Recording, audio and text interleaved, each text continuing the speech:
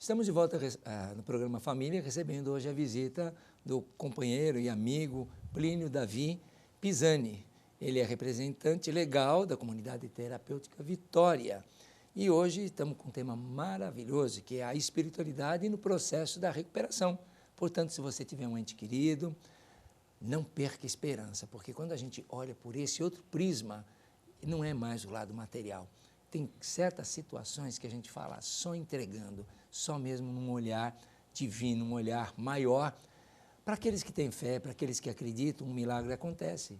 Está aí a experiência do Plínio, nos contando como é que foi a passagem, como ele teve essa percepção espiritual. E muitos que nós conhecemos precisam, porque não tem outro jeito.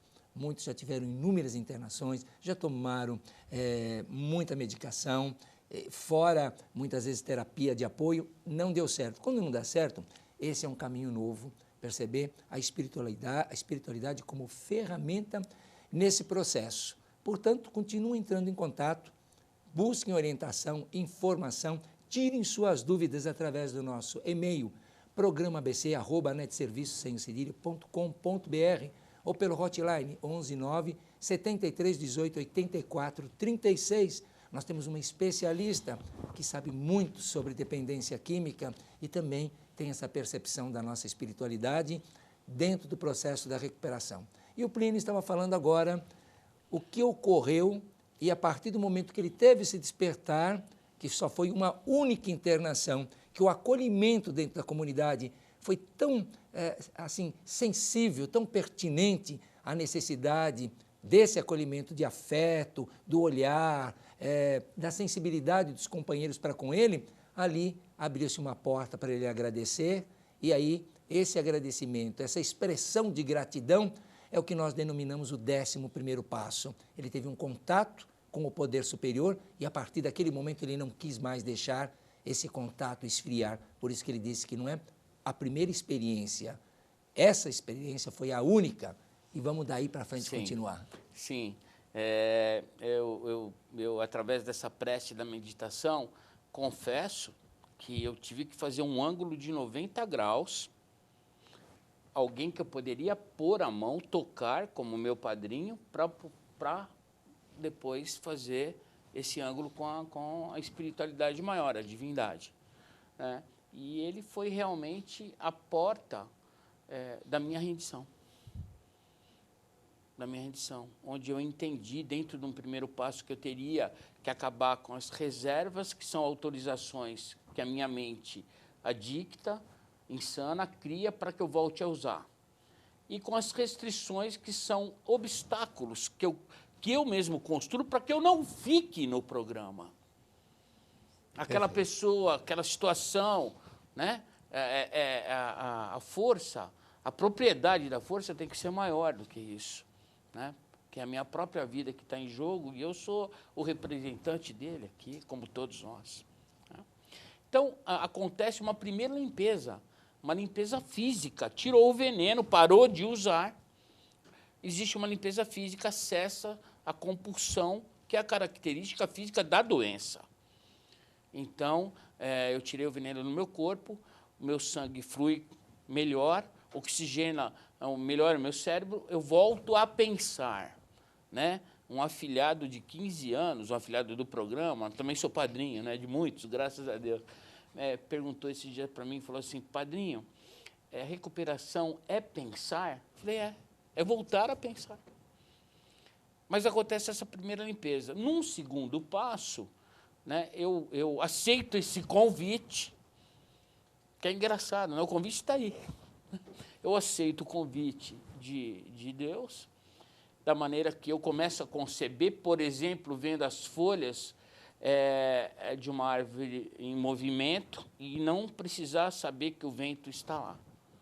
Mas ele existe, porque eu estou vendo o movimento. Então, Deus, não preciso ver Deus, eu posso sentir Deus. Sim. E coisas simples, como eu nunca havia pensado, na dicção ativa, naquele rolo compressor, né? Blá, blá, blá, blá, blá, né? Viver para usar, usar para viver, viver para usar para um rastro de Passando por cima de tudo de e de tudo, todos. dos sentimentos das pessoas. Porque o processo obsessivo, do qual o segundo passo fala, no qual o segundo passo faz com que eu cesse o processo obsessivo, porque a obsessão é uma característica mental da doença, é falar, Cláudio, você é meu irmão, você está entre eu e a substância, mas eu passo por cima de você. Hoje, amanhã, depois, e assim foi com pai, com mãe, com esposa, né, com todo mundo. Amigos, né, que nunca usaram, que foram se afastando, aquela história toda. E aí eu me arrependo e acostumo a me arrepender. Mas quando eu convido, ou melhor, quando eu aceito o convite, eu faço uma segunda limpeza, que é a limpeza mental. Eu cesso a obsessão. Então, eu já tenho a física e a mental. No terceiro passo, quando eu deixo que o homem dirija a carruagem, né? Porque eu não sei dirigir, eu não sei pilotar, eu começo a fazer a limpeza espiritual. Eu cesso. Aquele Deus que eu convidei e que eu aceitei no segundo passo, ele me tira do egocentrismo, que é a característica espiritual da doença. Então, eu já tenho 3 limpezas aí. Quarto e quinto passo, limpeza profunda, corajosa e íntima. Sexto e sétimo passos, limpeza do lixo, o que eu não quero mais. Né? Alguns defeitos ainda guardo no bolso, né? Porque eles são velhos conhecidos e há uma segurança distorcida na dor que nos é familiar. Né? Oitavo e nono passo, limpeza com o próximo, com os outros, com o que eu fiz para os outros. 10º passo, limpeza do dia de hoje. Aí sim eu mereço um contato consciente, mais limpo. Né? Quando eu entro em contato com Deus da maneira... Engraçado, muitos companheiros tem o pessoal da Baixada lá, né, medita no barulho das ondas. Outros com velas e copos d'água, outros simplesmente ficando quieto, outros no trânsito, que eu acho que é um exercício bastante... válido até. Válido, né? Devido à vida... Em vez de ficar nervoso, serena, ficar mais irritado, serena, usa aquele tempo. O artifício da música, né? Artifício não, o privilégio da música, né? E aí eu chego lá no 12º passo, que é a equação mais inteligente que eu percebo do programa, que é você dando, você mantém o que você já adquiriu, meu padrinho vem e fala assim, você limpou? Aí eu respondo para ele, o melhor que eu pude. Aí ele fala, então dá, porque não era para você. Maravilha, maravilha. Assim, a espiritualidade, para o dependente, fala para nós dependentes também, para nós, de uma forma geral, é vital, é necessária. A gente sente o alimento. Alimentado e o quanto nos nutre, nos deixa bem. E por que é imprescindível também para a família, para os codependentes? Porque a família fica totalmente doente, não consegue separar a doença que ela detesta do filho que ela ama, porque a família fica vivendo o emocional do dependente e, na maioria das vezes, esquece da espiritualidade. Ou começa a contestar a própria espiritualidade, porque não vê resultados, né? E eu acredito que seria o tempero da família, a espiritualidade, com a família em recuperação e o dependente em recuperação. E é esse a gente encontra, esbarra aí, porque a gente vê que muitos não têm esse acompanhamento. E a família, muitas eu também percebo que elas esfriam após algum tempo. Sim. De início até chegam, virem, dão um certo apoio, às vezes não tão presente, um pouco ausente, mas assim que o adicto deixa, porque é característica também da doença, de preferência que ninguém me vigie, de preferência que ninguém me cobre, de preferência que eu não tenho padrinho, afiliado, é a característica da doença. E a família é a primeira a sair do contexto. Sim. Não vai, não dá exemplo e não cobra. Não. Achando que o problema é só dele. É só dele. Eu nunca usei, né? Mas está visível ali que o meu dependente, né? É verdade. O meu dependente, o meu filho, o meu marido, minha esposa, né? Está indo e eu estou indo junto. Né? Eu achei uma pergunta muito interessante, o que viria a ser, no caso, a versatilidade ecumênica dentro do programa. A gente até entende, né? O telespectador que Claro. Bom, alguns companheiros chegam dentro de um equipamento e tem uma doutrina muito arraigada, introduzida pelos pais, pelos avós, já tradicional, né? E vem com um vínculo de, por exemplo, um Deus punitivo, né? Outros já acreditam que Deus é só amor. Outros não acreditam em Deus. Outros agnósticos, ora acreditam, ora não acreditam. Então, se firmarmos um dogma que tem que ser assim, não fica ninguém. Ou pode até ficar se for um equipamento involuntário. Se nós deixarmos livres e soltos, vão brotar insights, sinais, identificações, e é aquele jogo mesmo de espelho, né? O que está funcionando para aquele que chegou antes é assim, eu posso adotar aquele método, não desprezando a minha crença, respeitando a crença do próximo. Sem dúvida. Na comunidade Vitória, vocês têm uma ferramenta tendenciosa, quando eu digo tendenciosa, Sim. Porque normalmente os patrocinadores, os patronos das comunidades têm uma vertente, uma raiz. Sim. Uns vêm de uma comunidade involuntária, que é mais rígida, outros vêm de comunidades voluntárias, outros de uma comunidade mais amorosa, Sim. outros mais punitiva. Qual é, não o dogma, mas a filosofia da sua comunidade? A filosofia, embora seja involuntária, a premissa de amor e espiritualidade. Por mais paradoxal que possa parecer, e verbalizando isso, né? Porque nós imaginamos uma comunidade involuntária onde não há abraços, onde há repulsa, onde há ouriço nos muros, não. Nós temos, sim, uma premissa de amor e de espiritualidade no tratamento. Perfeito. No tratamento. O companheiro chega e nós vamos abraçando até ele não aguentar mais e ceder.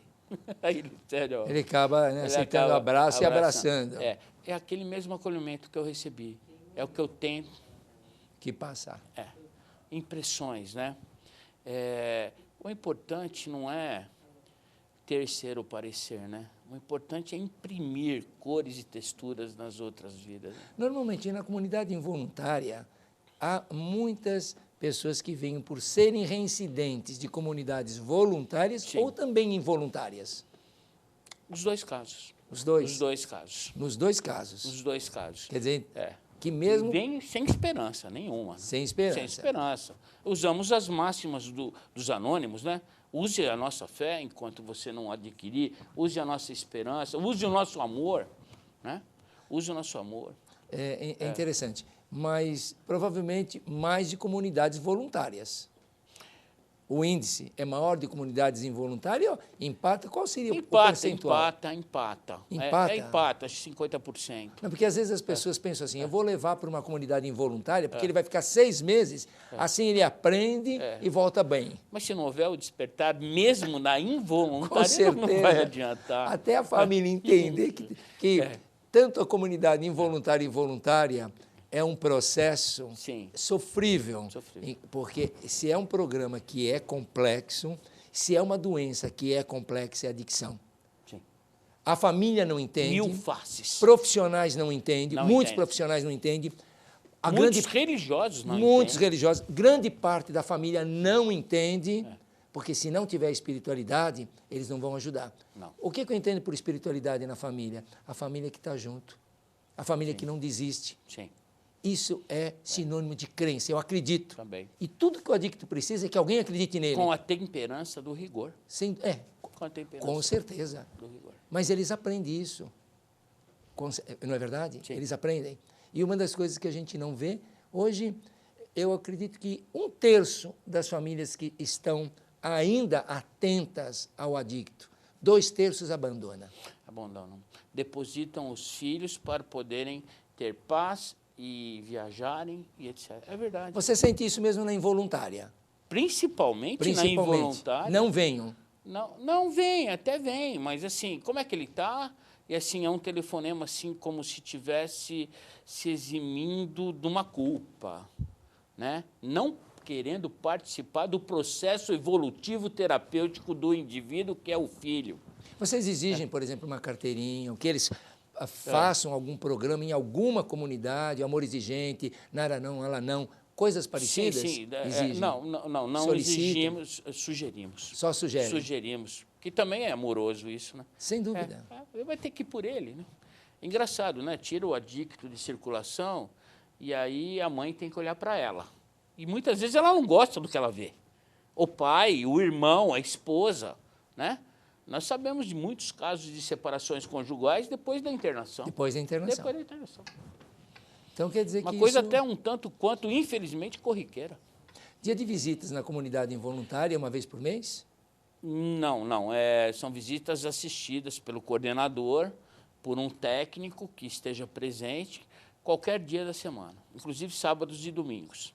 Qualquer dia? Qualquer dia. Mas tem limites no mês? Uma pré-agenda, lógico. Pré-agenda, mas assim, várias vezes no mês? Ou uma vez, não, duas? Uma vez por mês. Uma vez no mês. Cada o dia que queira. Dias. Então vocês não têm assim uma 2 reunião? horas no máximo. 2 horas. De 1h20 a 2 horas no máximo. Então vocês quando não é de têm outro estado, assim. uma única... Ah, é verdade, porque tem pessoas de outros estados. De outros estados, sim. Não tem assim, por exemplo, um dia específico para unir todos? Não. E alguém que Já passe? tivemos, e era uma bênção, eu sinto saudades, era uma espiritualidade, assim, eles falavam que o violão fazia a telha subir.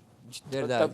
Verdade. E fazia, mas, infelizmente, começaram a ocorrer problemas. Eu fui contra a minha própria equipe durante mais um ano, mas eu tive que ceder às evidências. Por quê? Eu não entendi. Problemas durante a espiritualidade, durante a visita coletiva, de rebeldia. Por exemplo, um menino agarrou o braço da mãe, começou a torcer, me leva embora, aquela chantagem no meio de todo mundo. O coordenador viu, retirou, interrompeu aquela visita, mas causou um constrangimento muito grande para aquela senhora. Entendi.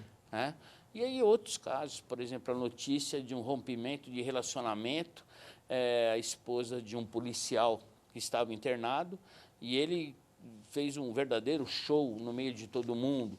Então, situações assim, e acabou sendo retirado da clínica. Quer dizer, eu não quero perder eles, eu quero que eles fiquem limpos, né? Então, aí a equipe se reuniu mais uma vez e, através de evidências, eu cedi. Mas eu gosto mesmo de que esteja todo mundo, né? Mas não é mais a minha vontade, né? Chega uma hora que a gente não dá mais. A gente não pode nunca bater. Pensei que Plínio, trabalhar num sistema involuntário. Depois eu comecei a entender que é um ato de amor. É verdade. É um ato de amor também. Quando uma mãe decide ali, ela está decidindo por ela, pelo filho do rapaz, porque é masculina a minha, né? Mulher é muito mais delicado, né? E mais difícil também. Já trabalhei com mulheres também, né?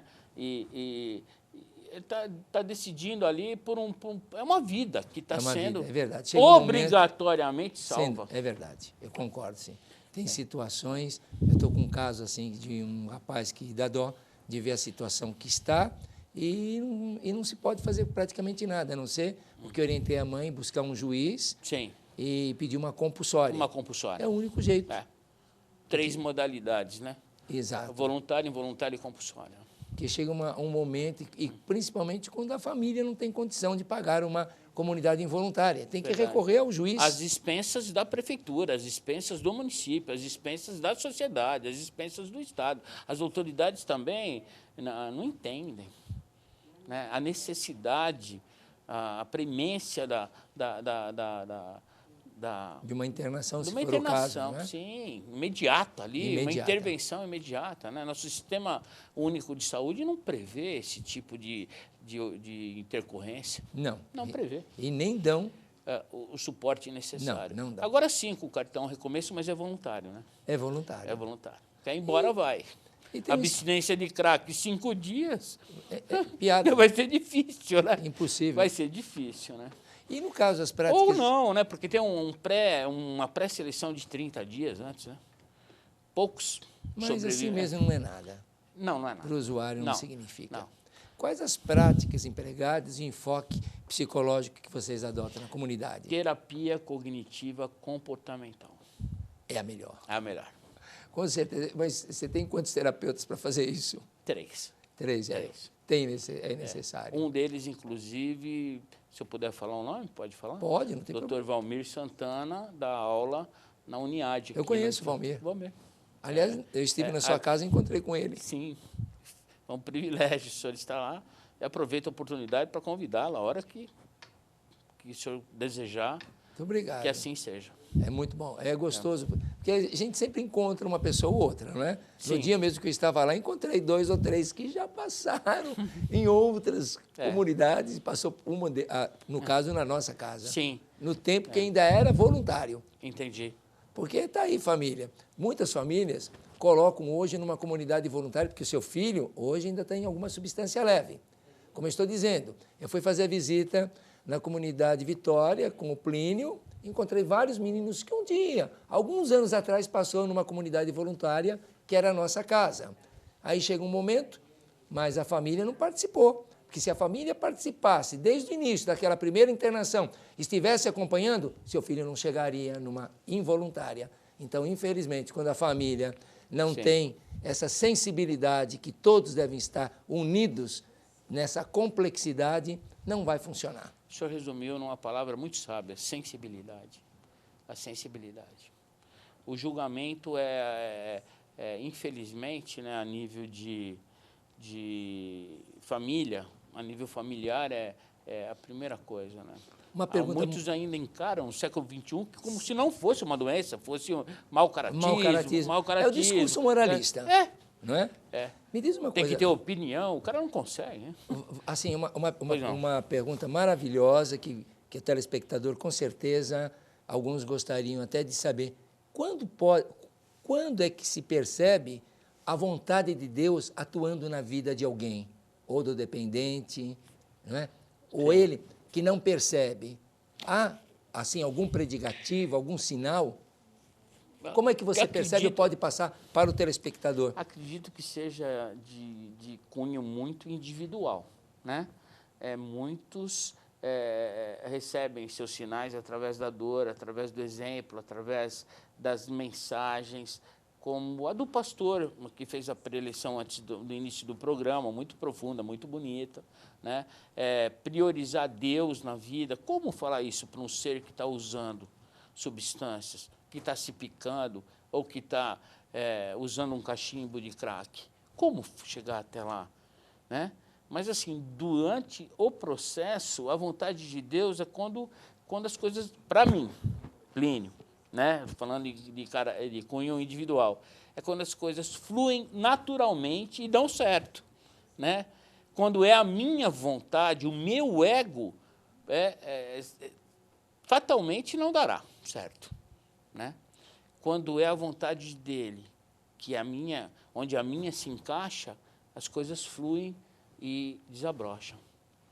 Mas no caso, por exemplo, no seu caso, você dobrou o joelho e pediu a presença dele, a intercessão. Pedi. Você chegou num momento, ou eu diria, que a gente coloca, é um dito popular, sim, quem não vem pelo amor, vem pela dor. Vem. Foi seu caso. Foi. E os que não dão tempo, seu Cláudio? Muitos mas já tiveram oportunidade de pedir. Sempre tiveram. Sempre tiveram. Sempre tiveram. Alguns não sabem que podem vir a saber. Outros não pensam que podem vir a pensar. Outros nem sabem o que é amar. Verdade. Mas, para finalizar, somos seres espirituais, vivendo, assim, como podemos falar, experiências humanas, ou somos humanos vivendo experiências espirituais? Acredito que somos seres espirituais vivenciando experiências humanas para fins de lapidação do espírito.